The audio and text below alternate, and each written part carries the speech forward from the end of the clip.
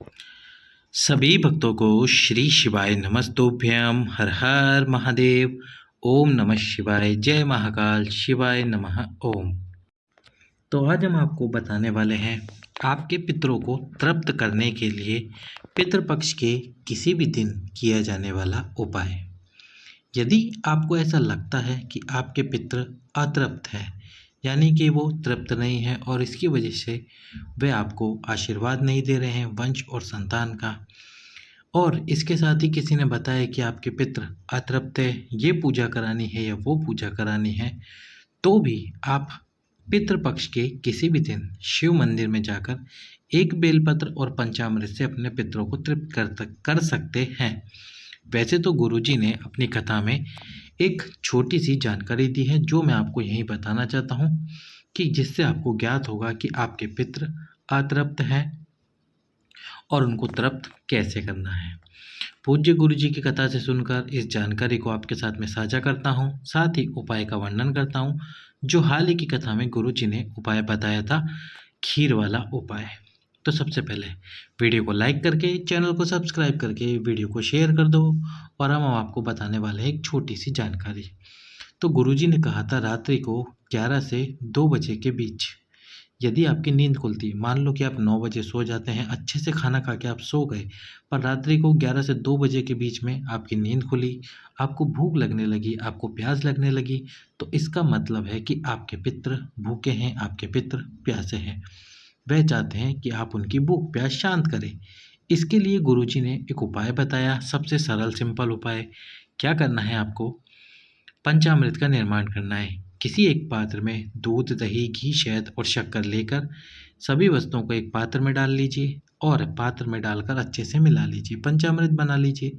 अब आपको क्या करना है, एक बेलपत्र लेना है।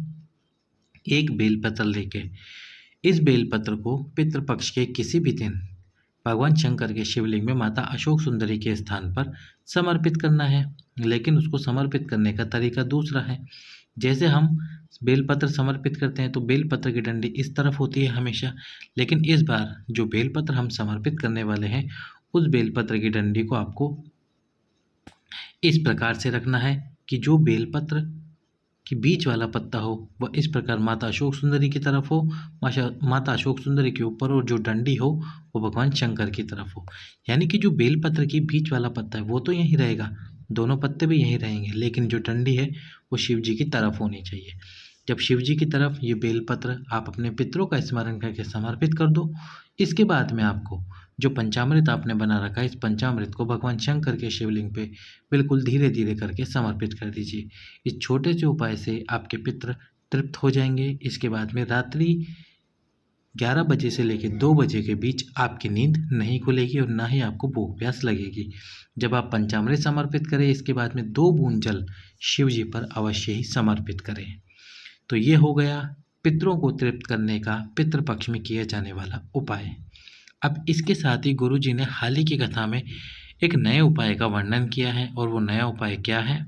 तो गुरु जी ने बताया, यदि 23 वर्ष, यदि 24 वर्ष, यदि 25 वर्ष या 30 वर्ष हो चुके हैं और आपके वंश में वृद्धि नहीं हो रही, आपने हर जगह पर प्रयास किया, तो एक प्रयास और करके देखना। इस पितृपक्ष में क्या करना है आपको?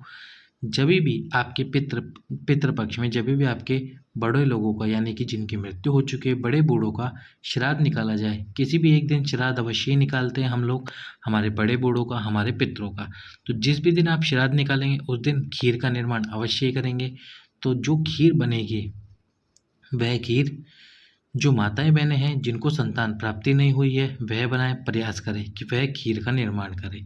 इसके साथ ही जिस पात्र में खीर डालकर आप ब्राह्मण देवता को देने वाले हैं, जो भी ब्राह्मण आपके घर पर आएगा खीर खाने के लिए, उस ब्राह्मण को जब आप भोजन कराएंगे, खीर डालेंगे, जिस पात्र में खीर डालेंगे उस पात्र में खीर डालकर आपको देनी है। किसको देनी है?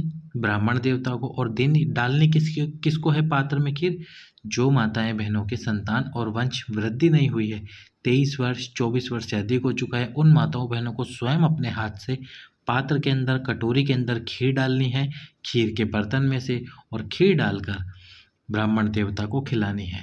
यदि इस पितृपक्ष में आपने इस उपाय को कर लिया, खीर वाले उपाय को, और यदि आपने स्वयं खीर बनाई और खीर बनाकर आपने ब्राह्मण देवता को दी पात्र में डालकर, तो आपके वंश में वृद्धि अवश्य ही होगी। इंतजार करके रखना। आपके द्वारा पितृपक्ष में किए गए इस उपाय से अगले पितृपक्ष आने से पहले पहले आपकी गोद में पुत्र रत्न की प्राप्ति अवश्य ही होगी। यह सब कहा था हमारे गुरुजी ने। हाल ही की कथा में खीर वाले इस उपाय का वर्णन किया। आप सभी भी जब आपके घर में श्राद्ध निकले, श्राद्ध पक्ष में श्राद्ध निकाले आप पितरों का, उस समय पे जो ब्राह्मण खाना खाने आए, जो ब्राह्मण को आप खाना खिलाए, उस ब्राह्मण को खाना खिलाते समय जो पात्र है उस पात्र में खीर माताएं बहनें स्वयं अपने हाथ से डालें। कोशिश करें कि खीर का निर्माण भी माताएं बहनें स्वयं अपने हाथ से करें। तो इस प्रकार से यदि आप इस उपाय को करते हैं तो आपको निश्चित रूप से 25 वर्ष बाद भी वंश की वृद्धि होगी। सभी भक्तों को श्री शिवाय नमस्तुभ्यम। हर हर